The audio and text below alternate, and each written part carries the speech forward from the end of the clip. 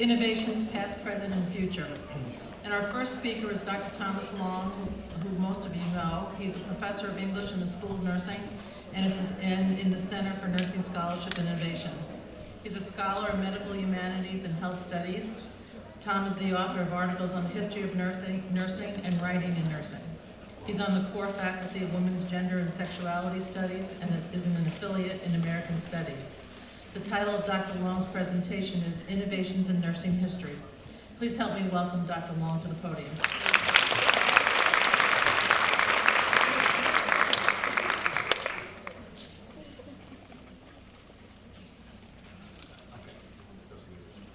Thank you, Dr. Palma.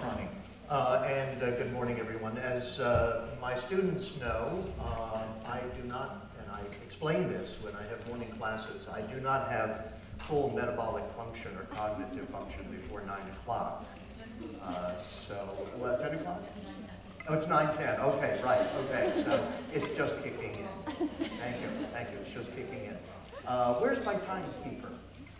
Where's my timekeeper? You're okay. Thanks, Cheryl. I will look. Let me just make three quick points, if I may, that struck me during Bonnie's talk.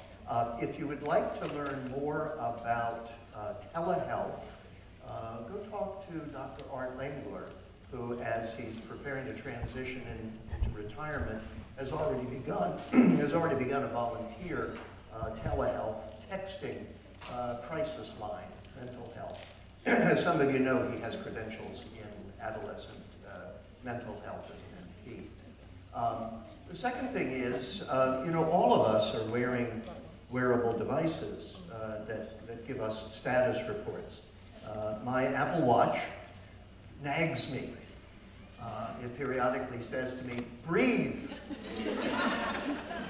And then sometimes it says to me, stand, walk.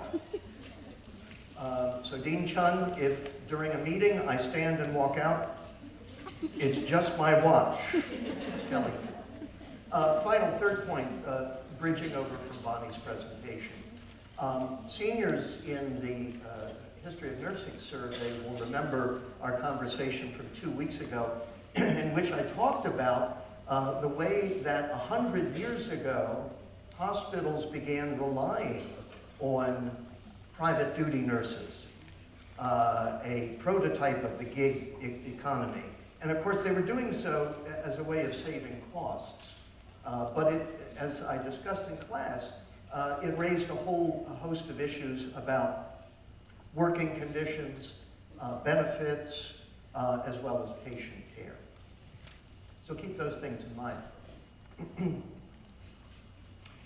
These are the three objectives that I hope you will take away from today. If you would just take a moment to read those.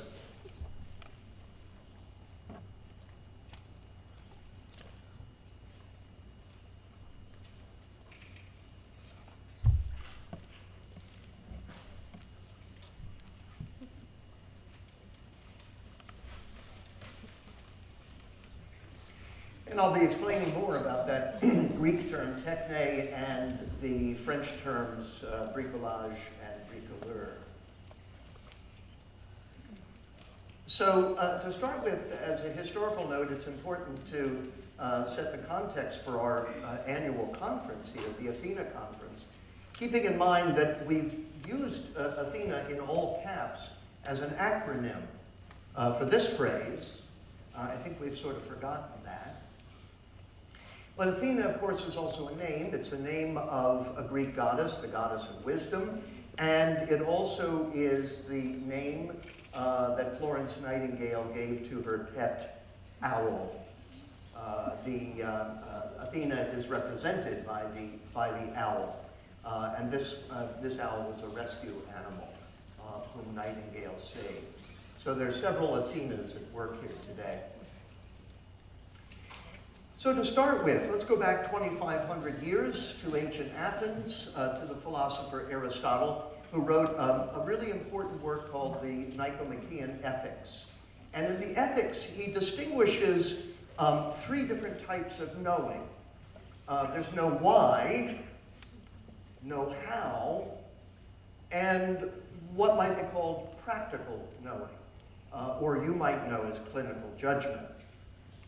So techne, episteme, and phronesis.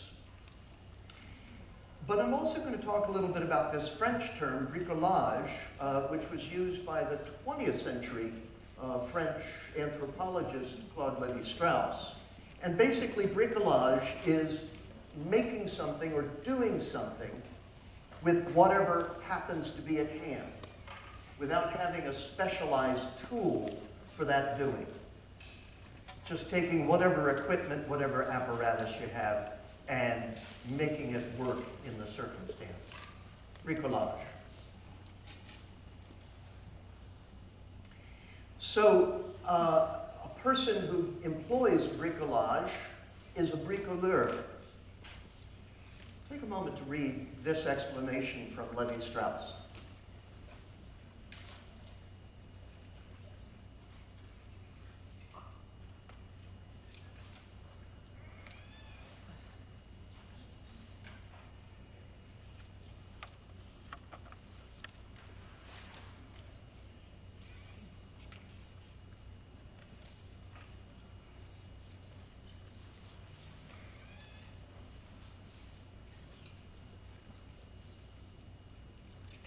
And what I want to suggest to you is that the Nurse Innovation, Health Innovation program that both Professor Meehan and Professor Kelly have been leading here is attempting to move nurses and nursing students beyond bricolage to techne.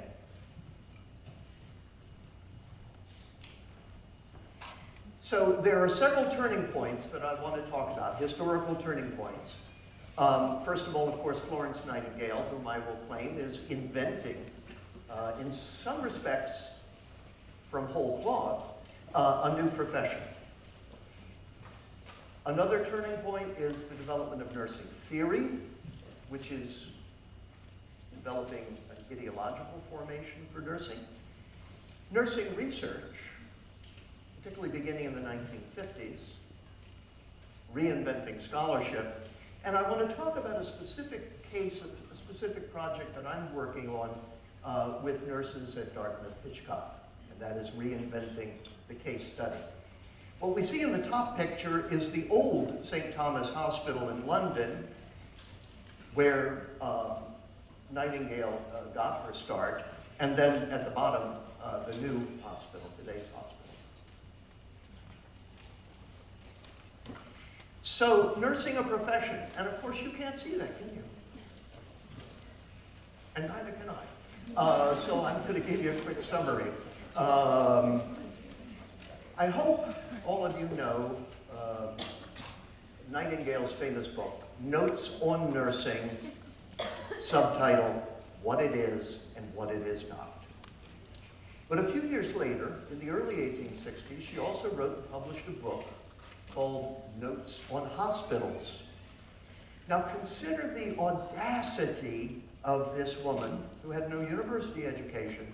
She had no training as an architect, and who in this book simply was proposing all of the physical spaces, the technique of architecture that we've been using for hospitals.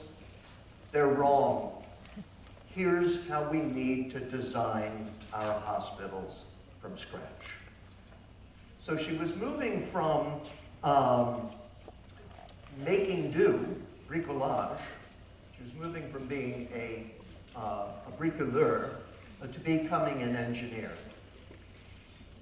I was struck by this recently when I had jury duty in Rockville. And on a Tuesday midday, the only good place to have lunch in downtown Rockville is Rockville Hospital Cafeteria, which is a sad commentary on Rockville. How many of you are in Rockville for clinicals? Raise your hands. Okay. So you know the old part of the hospital, the front, the one that fronts on Main Street. And you know that that's an old mansion. that was repurposed, when it was donated, repurposed as a hospital. That's Bricolage. The new hospital, behind it, of course, is designed for the purpose.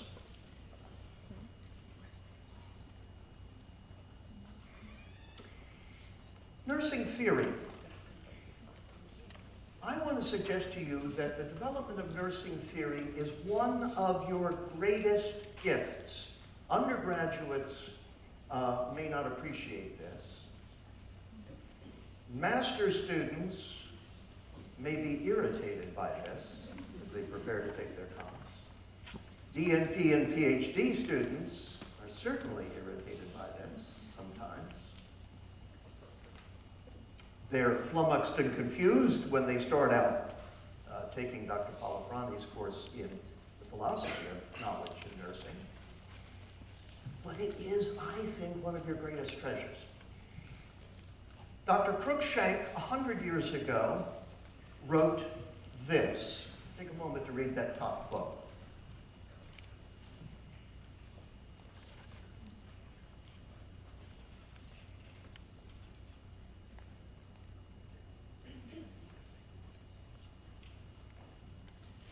Medicine, he said 100 years ago, has no theory, has no coherent theoretical foundation, either for practice or for research. Our colleague Joel Levine, and I'm grateful to Dr. Tom Van Hoof for directing me to this article, our colleague Joel Levine over at UConn Health wrote this in 2011. Take a moment to read that.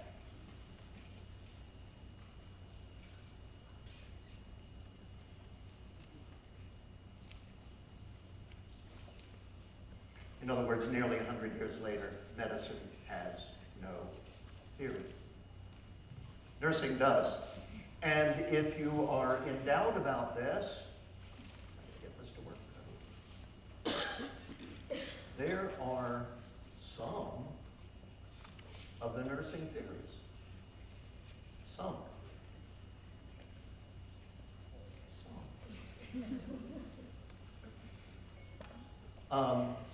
And okay, why help? I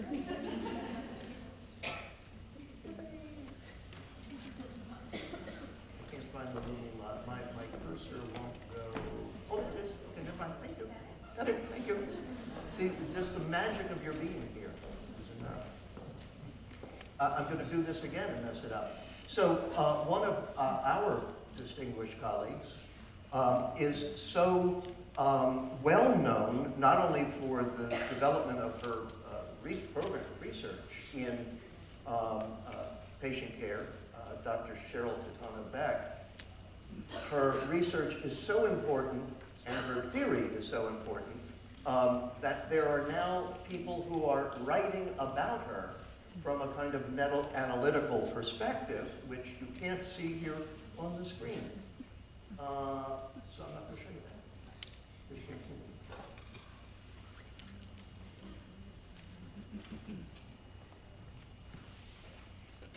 Next turning point, 1952. Volume 1, Issue 1 of the journal Nursing Research. And I want to call your attention to the fourth paragraph, which I will read to you. 1, 2, 3, 4. Working closely with the medical profession and the social scientists, nurses are in a fortunate position to conduct research. The methods of both the physical and social sciences can be utilized as we seek for improved practice and for increased understanding of the health needs of society. 67 years ago. I think this is still the core of what constitutes nursing research 67 years later. Finally, I have the privilege of working with a cohort of clinical nurses, most of them oncology nurses, at Dartmouth Hitchcock Hospital, who are developing a new kind of case study, published case study.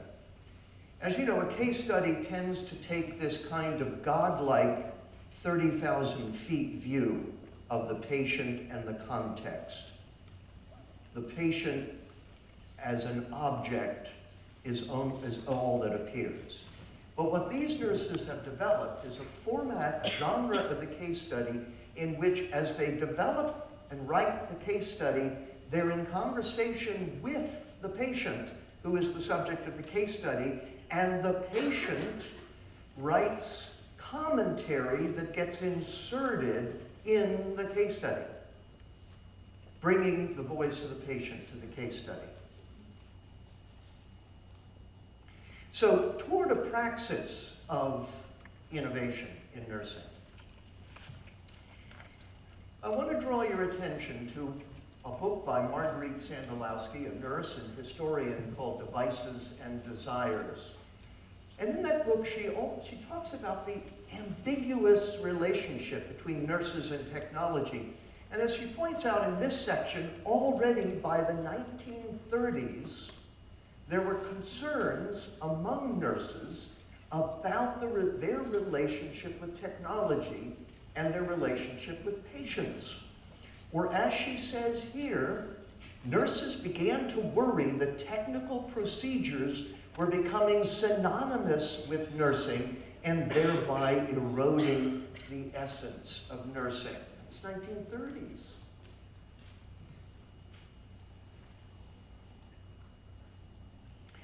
Olivia Banner, who is a writer in my field, medical humanities, in a recent book has raised some issues about digital technologies, and particularly the ways in which digital technologies in telehealth and other forms of healthcare might further marginalize people who are already marginalized.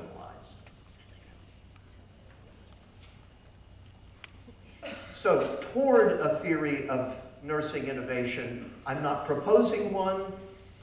Tiffany Kelly, this is your mission, should you decide to accept it. But here's some tools that I want to suggest. Okay? Nurses are bricoleurs.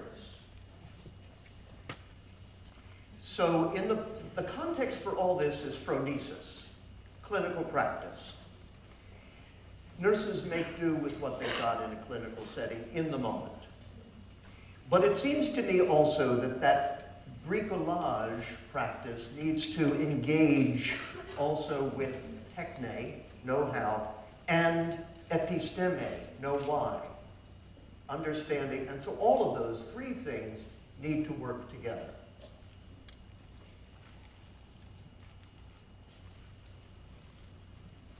Here are the major sources that I've cited today.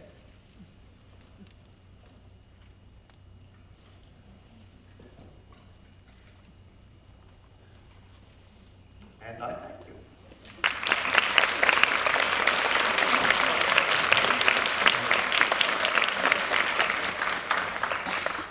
Questions for Dr. Long? The microphones are on in the aisles.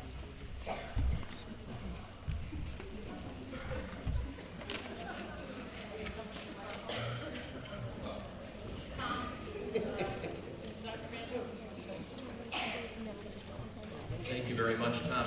Tom, could you comment on how your perspective on this should impact professional development for new grads? What should one do? How does one, better understand the know how, know why, particularly those elements of your proposal? Thank you, Tom. Great question. I'm going to wait till our visitors get settled in here. And we welcome our visitors from Hong Kong. Right? Great to have you here. Welcome. Professional development. So my first answer, Tom, is to defer to the experts, Professor Meehan and Professor Kelly. From the perspective of a health humanities scholar, though, it seems to me we always have to keep asking questions about the law of unintended consequences. So any discussion of innovation always has to take into account that question. What are the implications of this innovation? And I think that's the episteme, the know why, and understanding that cognitive context. Thank you. Dr. Long, thank you very much You're for welcome. that presentation.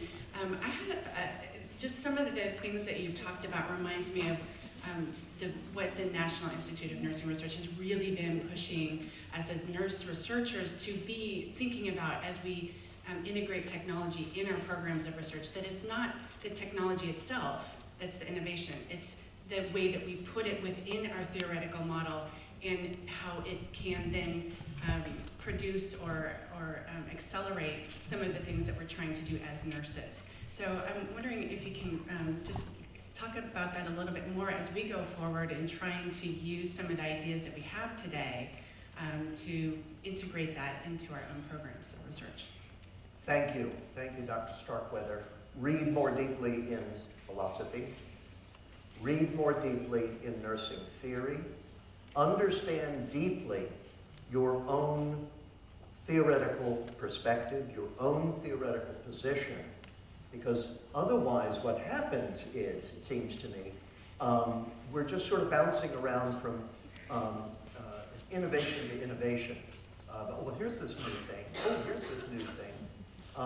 Think about all the apps on your iPhone that you don't use, or that you use once. And so there are a profusion of these things. Somebody's always going to be eager to sell them to you. The other thing is, there is a basic principle in professional communication and technical communication called user-centered design. So electronic health records are an example of frequent failures in user-centered design, because the user is, for the most part, the nurse, secondarily the physician, and but let me give you an example that you all know.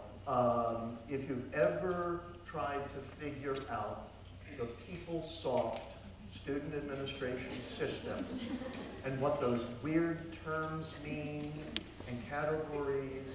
I mean, I've been working with PeopleSoft for 25 years, and basically it's an off-the-shelf product from the world of human resources and payroll that has been shoehorned into academia.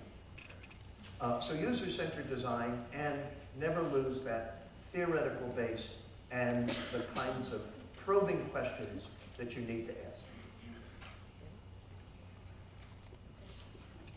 Any other questions for Dr. Long? Okay, please join me in thanking.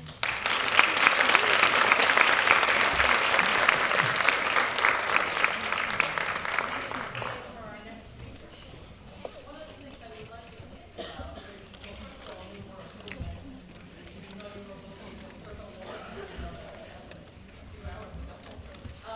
but I want you to think about the fact that Dr. Long mentioned nursing theory as one of the jewels of our profession, if you will, as well as one of the shining stars. And nurseology.net, nurseology, that's a new word. We think about biology, we think about psychology, the study of. Nurseology is the word of the study of nursing.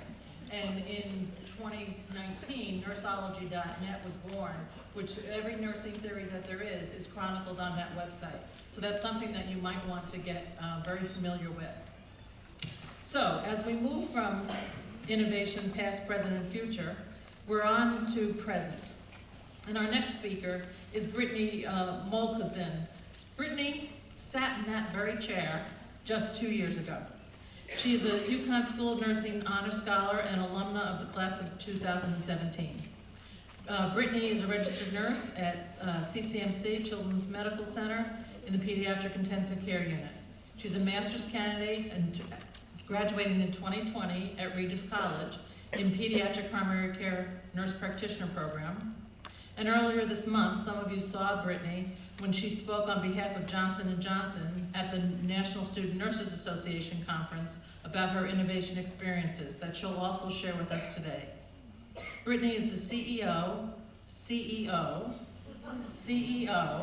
of Lactation Innovations Limited Liability Corporation. It's a startup company that develops technologies to support optimal breastfeeding for mothers and infants. The title of Brittany's presentation is Finding Innovation in the Undergraduate Nursing Experience and Bringing It to Life as a New Nurse. Please welcome Brittany to the podium.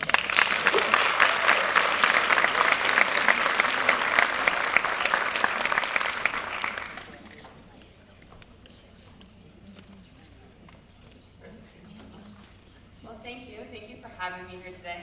It's always funny when I hear people say the word CEO after my name, because actually I think maybe one of my clinical students, she might be in the audience, she worked with me yesterday and I was like, messy, oh, there you are in the back, hi.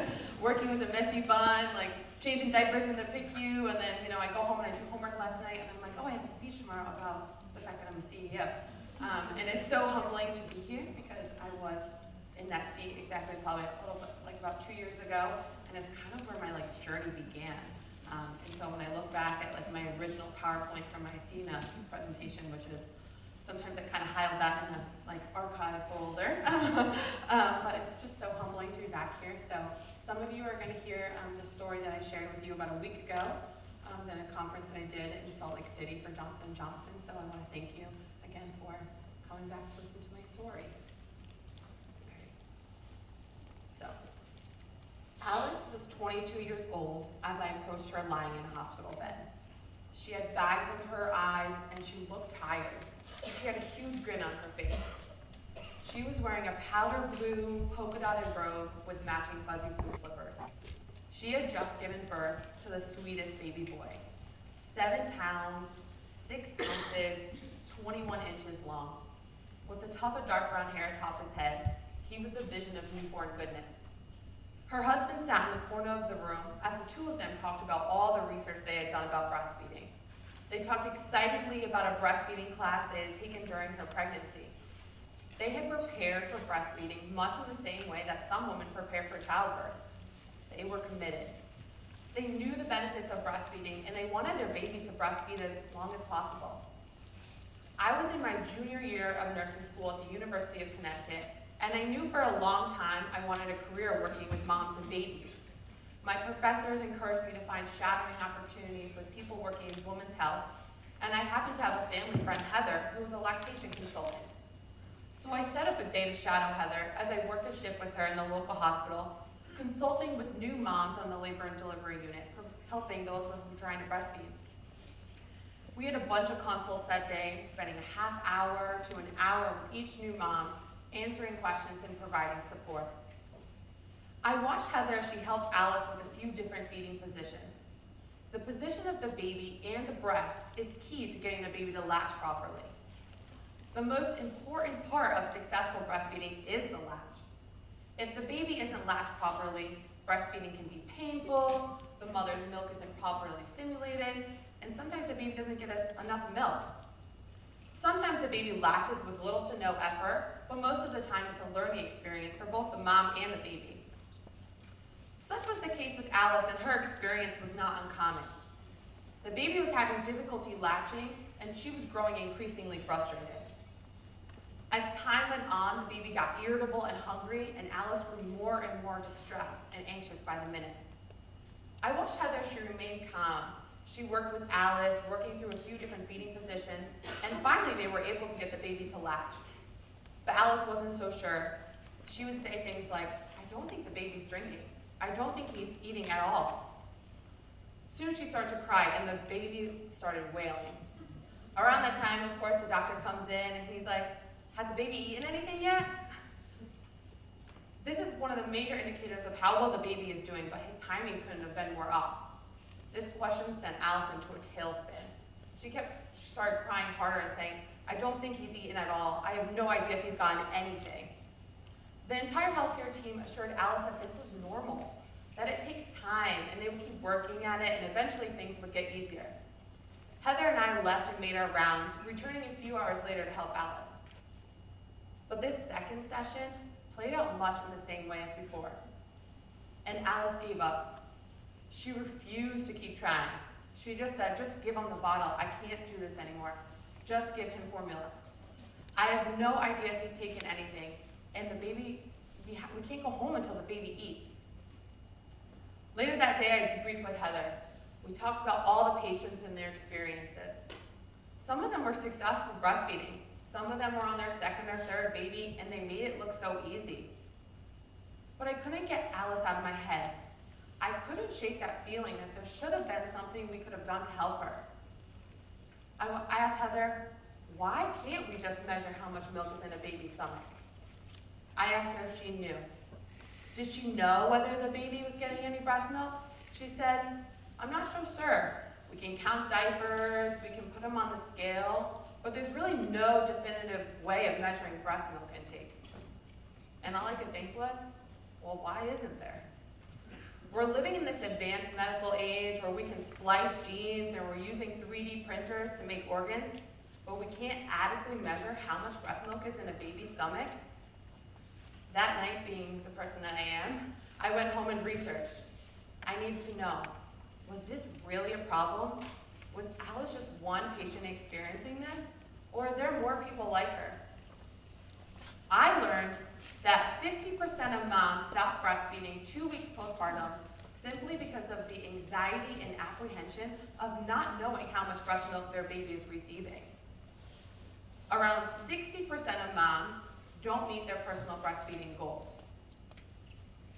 And of the 84% of women that initiate breastfeeding at childbirth, only 25% exclusively breastfeed through 6 months, which is recommended by the American Academy of Pediatrics. There's this drop-off. Why is there this drop-off? The benefits of breastfeeding are astounding. It affects the human lifelong development for both the mom and the baby.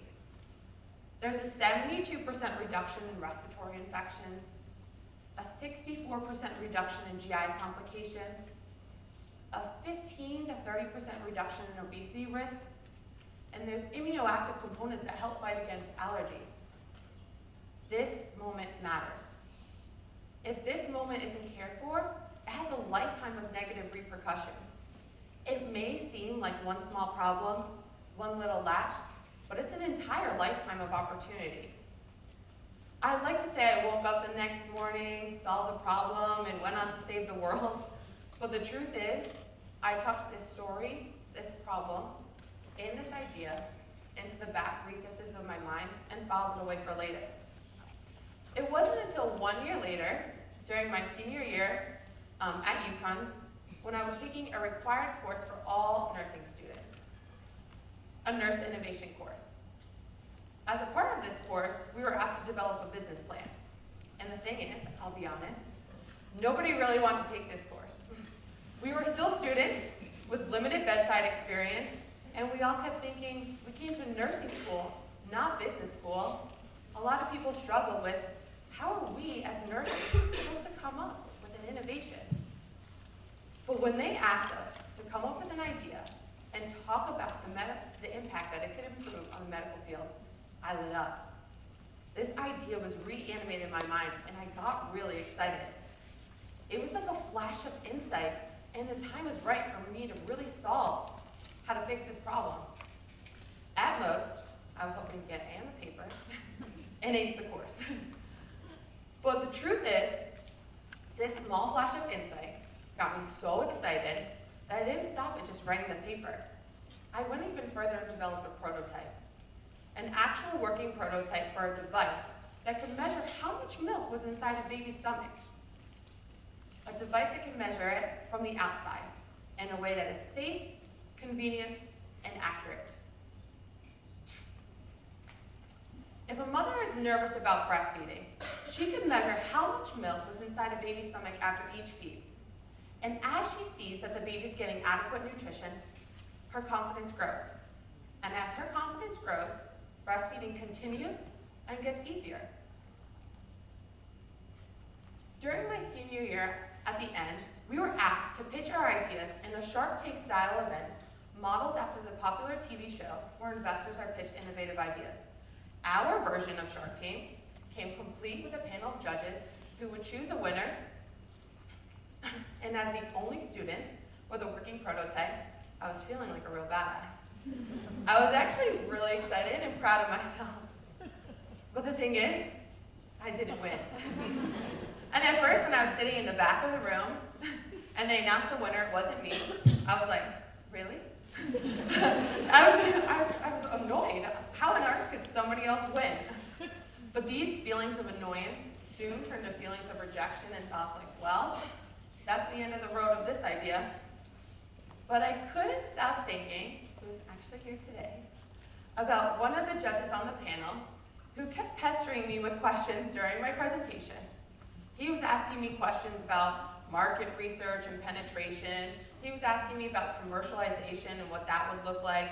He had asked me if I'd done a patent search yet, and I'll be 100% honest, I remember standing there and having, honestly, pretty much no clue what he was saying, but he seemed really smart and intelligent, so I started to wonder why he was so curious. So I found his email address, and I reached out to him. I wrote him this email. This is actually the email I dug through all my UConn old emails, and I felt kind of silly doing that, but I figured, honestly, I had nothing to lose. And he wrote back to me, and he was excited to hear from me. And we decided to meet the next day, and when we sat down and talked together, we had a really long, great conversation. And he said to me, you know, nurses can be innovators and entrepreneurs. I felt in this moment that this was a life-changing conversation. It opened up a completely new pathway that I didn't even know existed.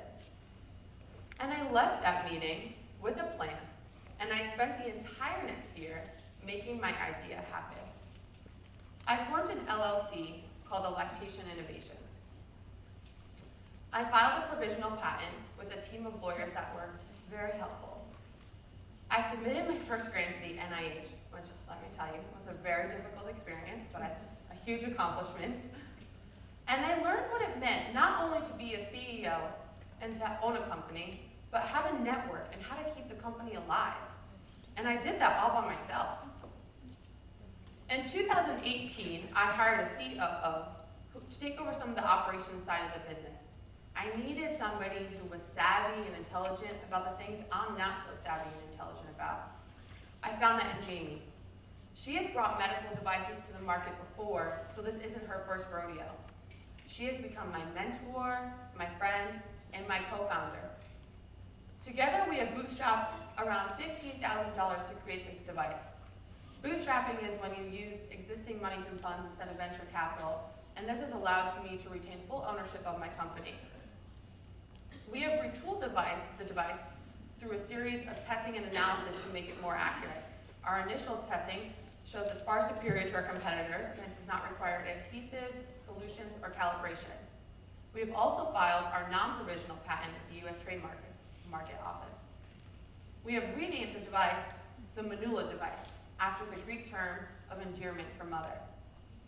And I've done all of this while being a full-time registered nurse in the Pediatric Intensive Care Unit at Connecticut Children's Medical Center, and while being a full-time master's student at Regis College with the goal of being a pediatric primary care nurse practitioner. And I'm just getting started.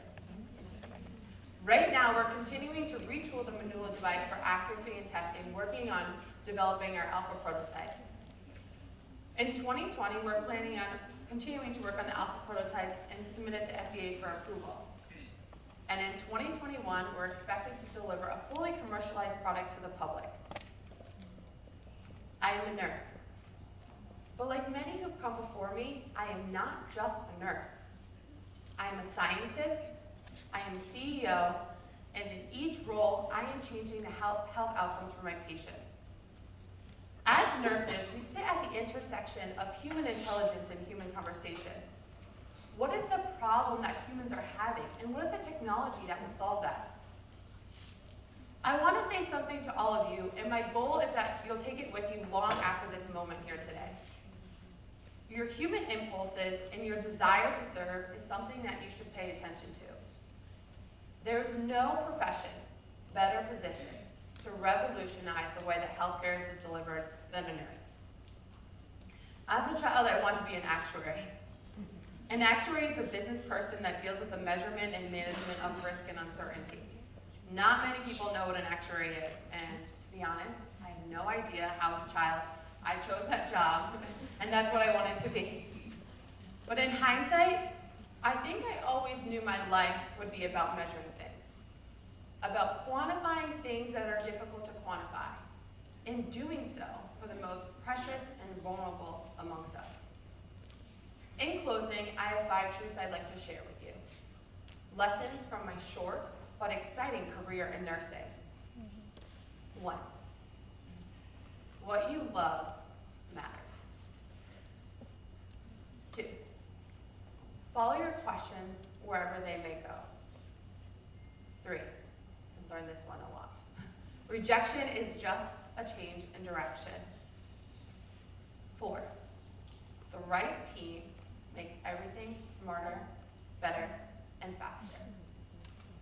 And 5, if not you, who? Thank you.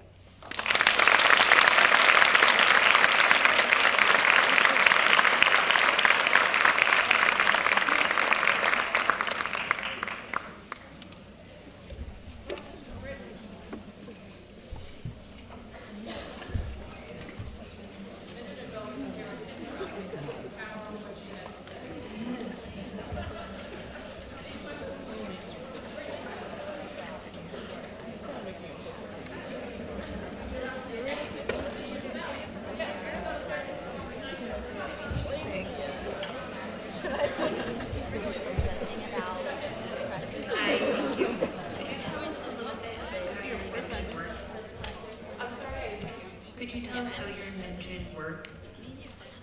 So it's still a patent pending technology, so the whole details behind it, I learned that too as a nurse, that it's about what you say and what you reveal, so that's also a learning experience, which I've definitely learned through my business career, but basically I always say it's a non-invasive sensor technology that quantifies breast milk from the outside. And when I really want to develop it, I always go back to that story of Alice and really working with moms.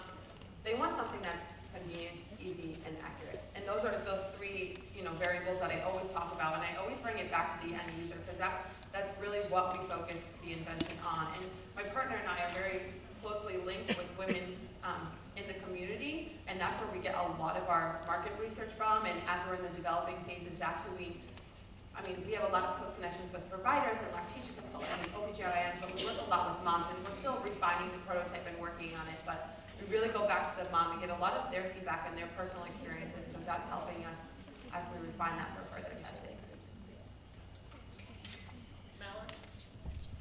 You know how proud I am of you. So I just want to ask, because I've seen you go through it, and I had her as my student. So Yeah.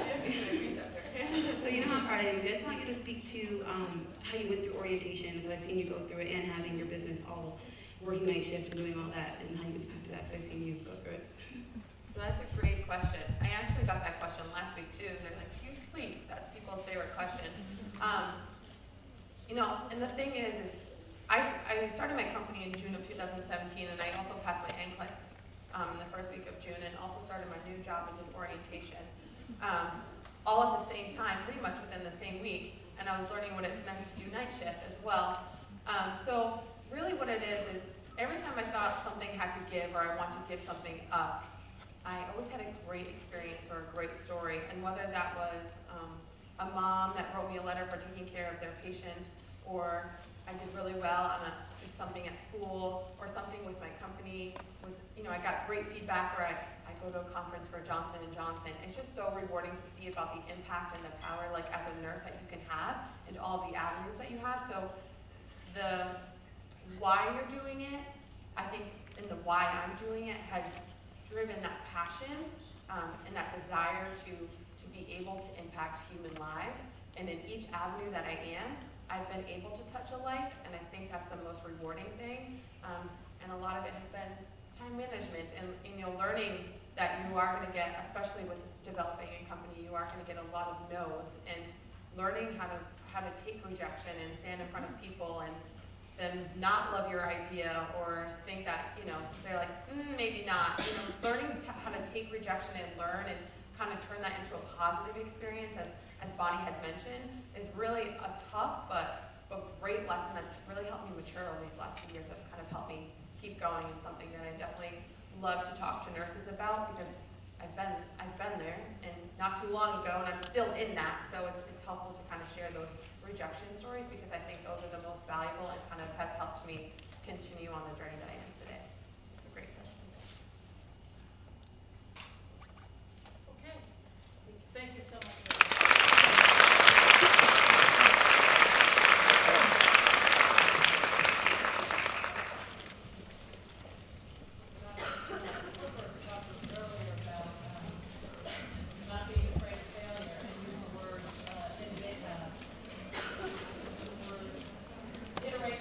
Instead of failure necessarily. So it's interesting that Brittany used the word rejection.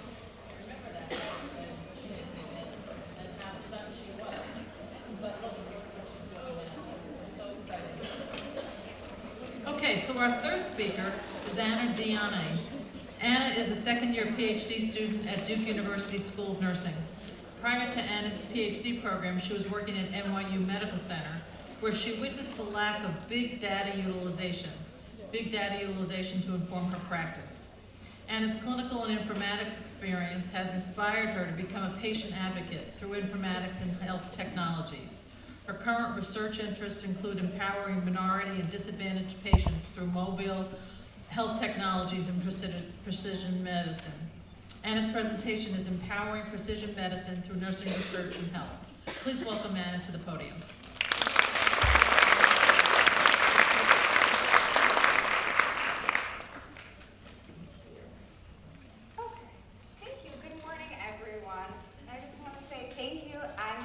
Excited to be here among the next group of nurse innovators, because that is what you guys are.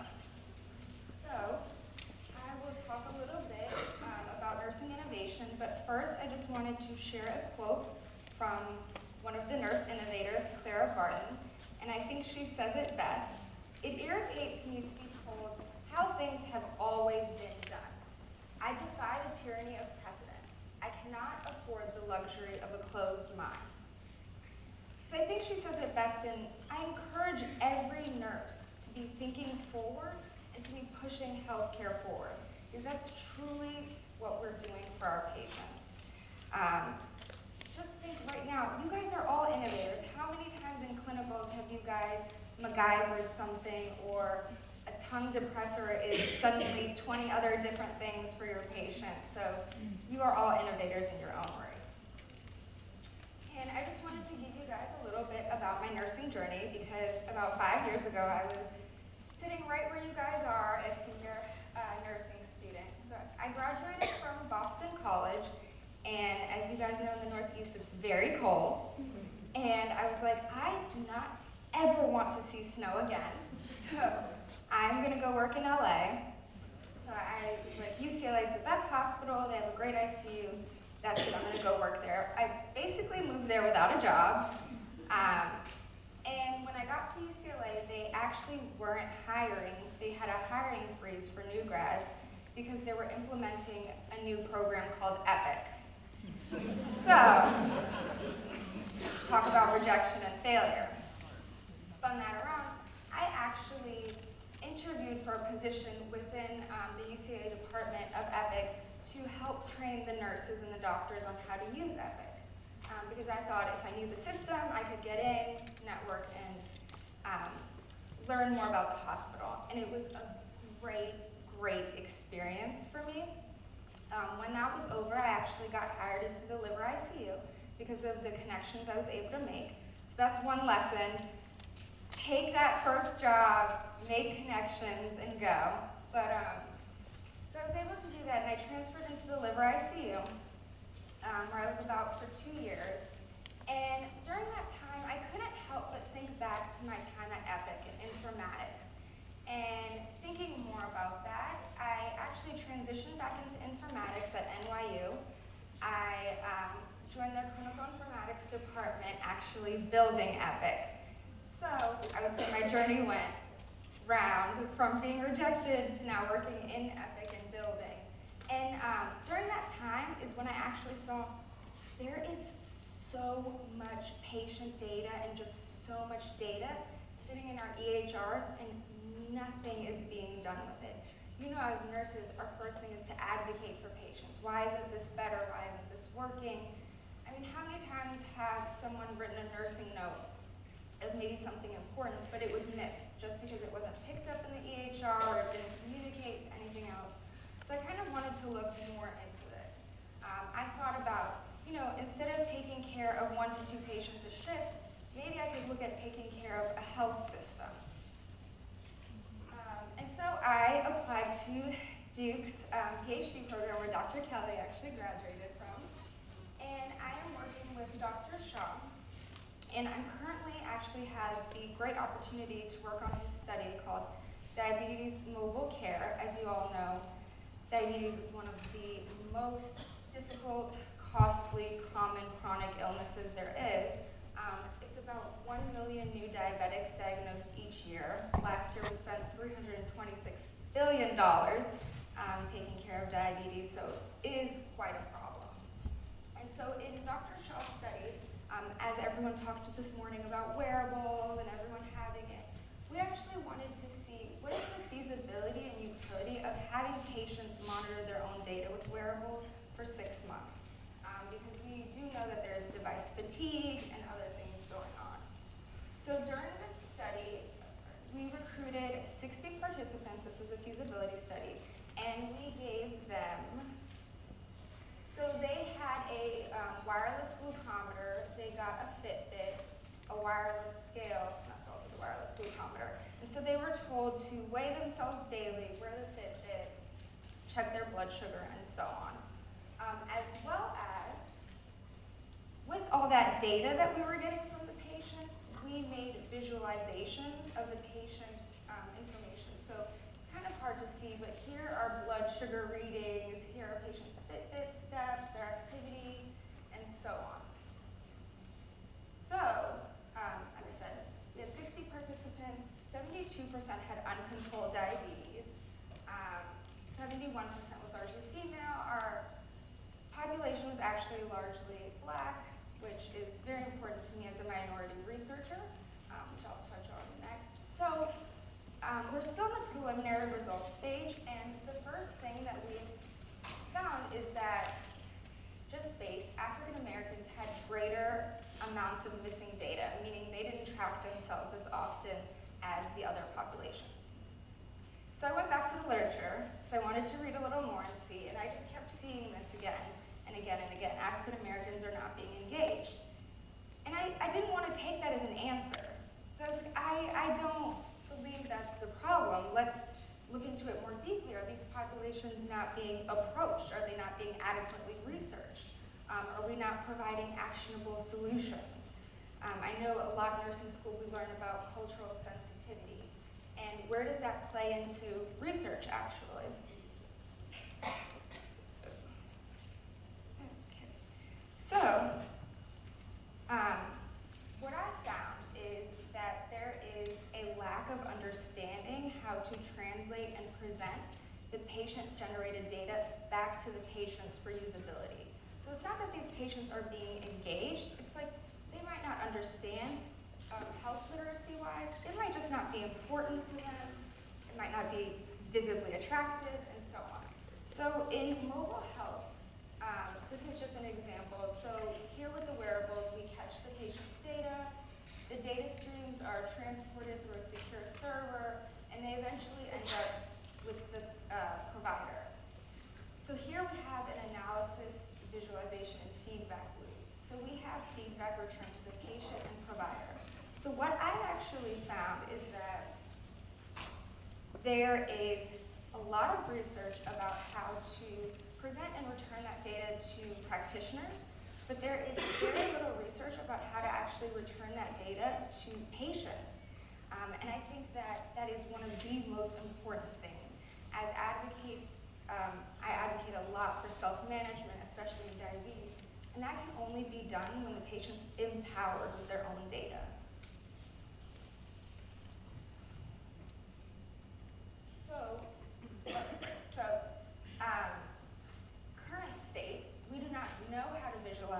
patient health data right now that is culturally sensitive or tailored for minority patients. I believe that looking into this, we can create evidence-based care that improves clinical efficiencies, strengthens the relationship between the patient and the provider, because the patient will now be feeling empowered with their own data. They can come into that appointment and say, you know, I have seen in the past 6 months, these are my trends, this is what's going on, as well as that's going to give the clinician a much better picture of what's happening in between clinic visits. You know, how many times have things happened but they're not captured in the health system, so we don't know what's going on.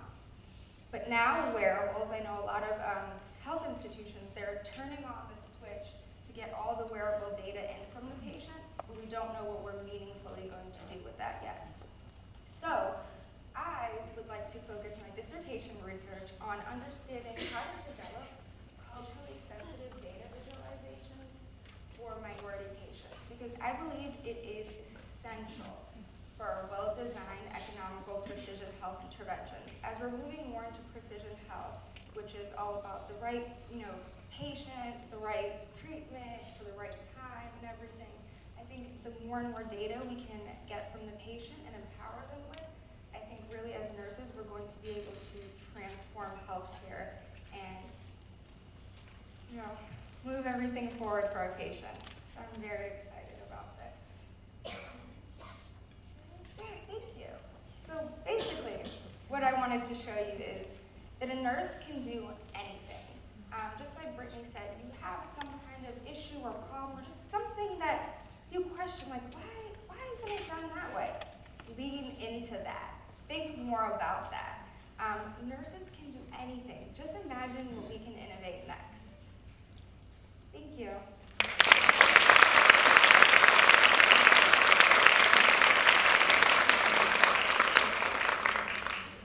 Feel free to email me if anyone has any questions. If any nursing students want to reach out, my Instagram is nurse.anya. I love answering questions and helping, so feel free to reach out. Any questions, Brad? Anna, when you think about the cultural sensitivity, the first person that's mentioned that used that phrase today, could you talk a little bit about, obviously, as you have identified yourself as a minority nursing researcher, but can you talk about what things you're thinking about in terms of cultural sensitivity as it relates to data visualization? We think about charts and pie charts and those things, so what are you thinking about? Yeah, so there isn't unfortunately much literature, but a lot of it is pointing towards things that we haven't even thought about, such as color and the way things are represented. But going back to Tom earlier today, a lot of it is going to be user-centered design. We don't know what patients want to see. So far, we're guessing and telling patients what they want to see. But really, I think the move is to bring these patients, especially these minority patients, that historically we know are not being reached through research, bring them in and have them part of the user design process from the beginning, I think is the most important. Thank you. And this question really piggybacks off of Dr. Palafroni's question. Can you tell us more about the process by which you recognize that different patients weren't having the visualization that would be most helpful to them, and what that's going to look like going forward? Because there's many different populations that we could be interacting with, and how do we ultimately know that it's serving their needs? My other question is about Columbia Center has a lot of visualization going on across different minority populations, and they're really, I think, cutting edge in terms of where they're going. And have you had any interaction with them yet? I've actually emailed Dr. Arcia on Monday asking if she can be part of my NRSA and dissertation committee. So yes, I have reached out to her. Columbia is doing wonderful things about it. First question, I'm so sorry. How do you know?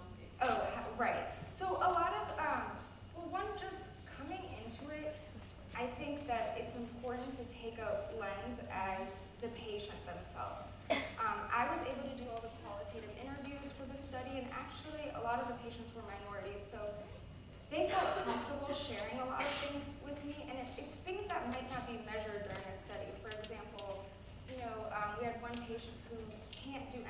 Sundays because she has to go to church, and that is a cultural thing that she has to do, but all we saw in our paper was she just didn't track herself on Sundays. She must not be compliant with her diabetes.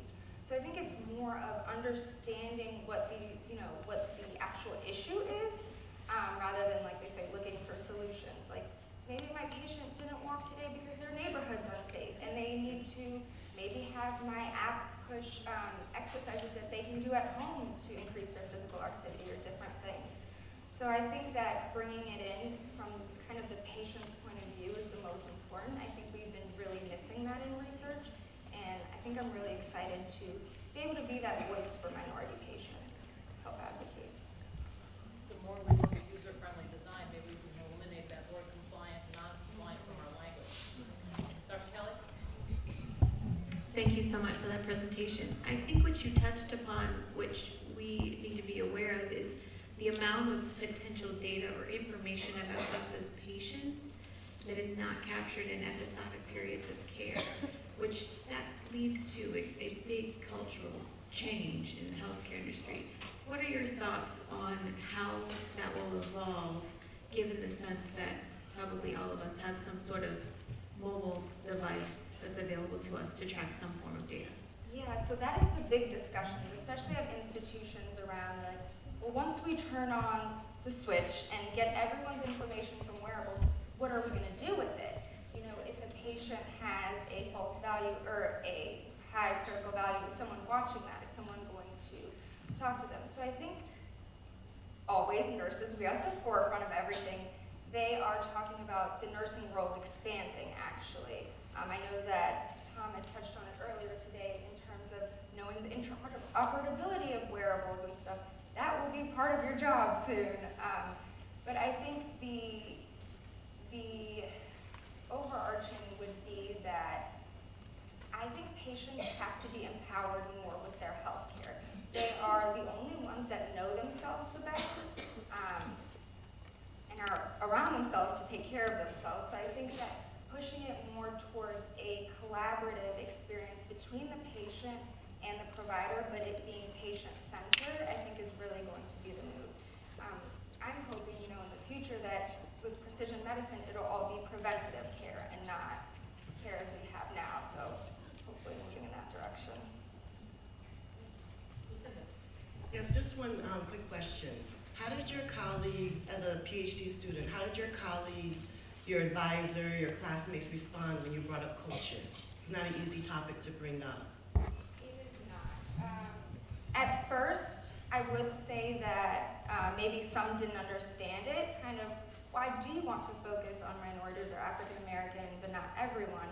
And I'm like, well, because historically, the minorities and African Americans have been taken advantage of in the healthcare system.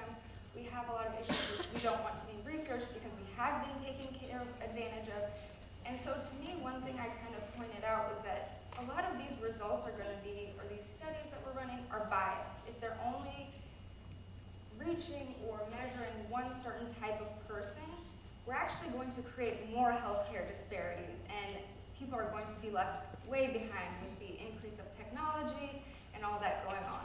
So for me, I think it's, I really pointed it, this is something I'm very passionate about. As a nurse, we've been always taught to advocate, and I think that for me, it's like my desire, my likes, my interests have cross-sected. I think also just reaching out and people outside of your school too, or people who look like me, kind of. I did, went up to some people who are not in the PhD program and was like, I know that you do research with minority patients or African American patients. Can I talk to you? Can I see? Can I learn a little bit more? So a lot of it was really branching out of my field, I think. Thank you very much.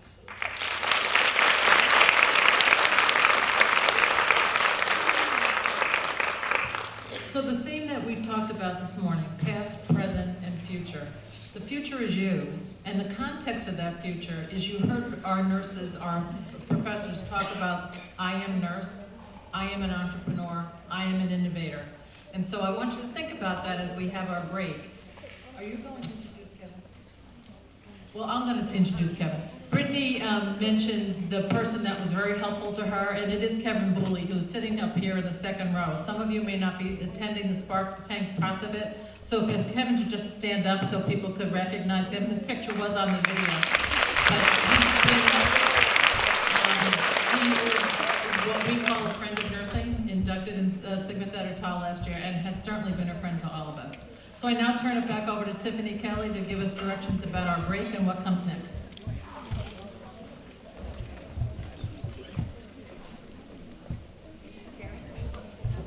Well, we've had a wonderful morning thus far. In just a moment, we're going to have a quick coffee break. I wanted to explain the pieces of paper that are in your programs. For the students, those are intended for primarily the students, we're encouraging you to evaluate up to 3 Spark Tank presentations, which will occur in this room. There are 3 poster sessions in the morning, or 3 posters in the morning, which is room 304, and 3 in the afternoon for a chance at a prize at the end of the day. The Spark Tank presentations will begin here in the theater at 10:30. Those will be 5-minute pitches from student innovation projects. We will have 7 students in our student groups that will be highlighting their work. The morning poster sessions include PhD students, DMP students, honors, and our clinical partners in room 304. So these will be happening concurrently. You are welcome to go between sessions, but just remember to wait to enter or exit until some of the presentation has been completed. And with that, thank you very much. I look forward to seeing you in another few minutes.